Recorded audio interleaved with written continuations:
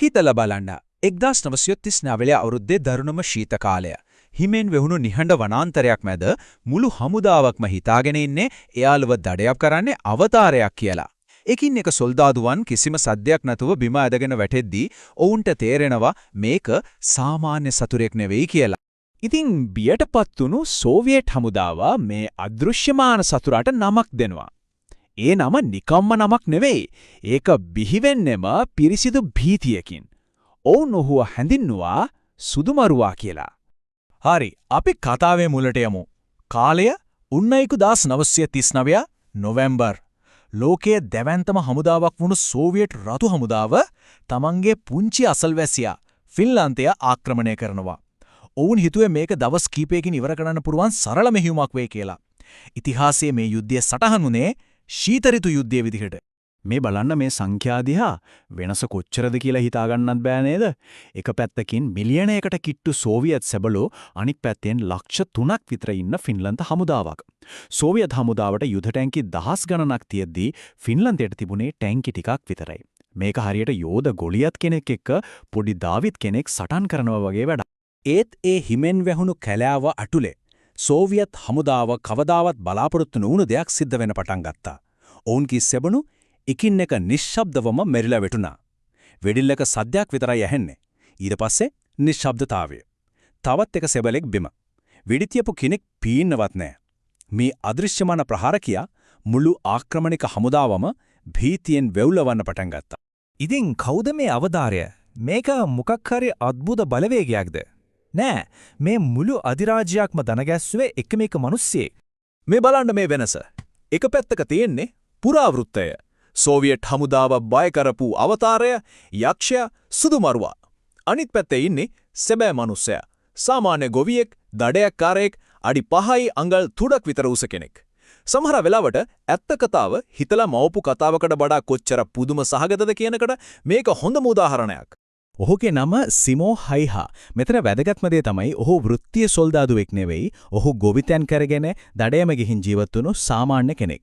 ඒ තමන්ගේ රට අනුතුරේ වැටෙන වෙලාවේ ඔහු තමන්ගේ දඩයම් කිරීමේ දක්ෂතාවය රට බේරගන්න යොදවන්න තීරණය කළා.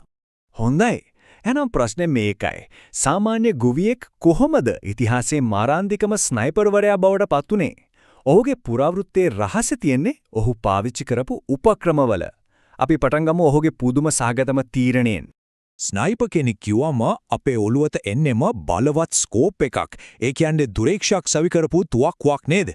ඉතින් ඇයි ලෝකයේ දක්ෂතමයා ඒක පාවිච්චි නොකළේ? හේතු තුනක් තියෙනවා. ඒ එක එකක්ම ඔහුගේ බුද්ධිමත්කම පෙන්වනවා. පළවෙනි එක, ස්කෝප් එකේ වීදුරුවට ඉරේලිය වැටුනම ඒක දිලිසෙනවා.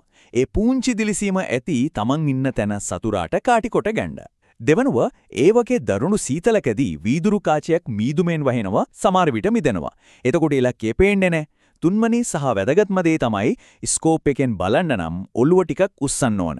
ඒත් ඔහු පාවිච්චි කරපු යකඩ ඉලක්ක වලින් බලද්දී ඔළුව බිමටම සමතලා කරගන්න පුළුවන්. ඒ කියන්නේ සතුරට පේනෙන ඉලක්කය ගොඩක් කුඩා වෙනවා.